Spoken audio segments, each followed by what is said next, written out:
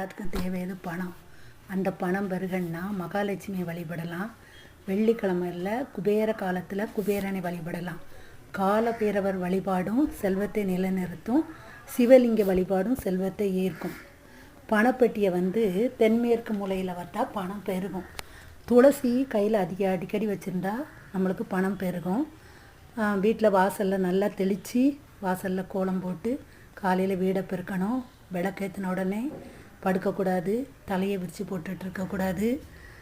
நல்ல குணம் இருக்கணும், நல்ல சிந்தனை இருக்கணும், நல்ல செயல் இருக்கணும், நல்ல எண்ணம் இருக்கணும். அடுத்தவங்களுக்கு கெடுது நினைக்காமல் இருந்தால் தன்னால் பணம் சேரும். பணம் சேரையும் செய்யும். அதே மாதிரி பணம் போகணும்னா சங்கிலி அறுத்துக்கிட்டு கூட கொண்டு போயிடும்.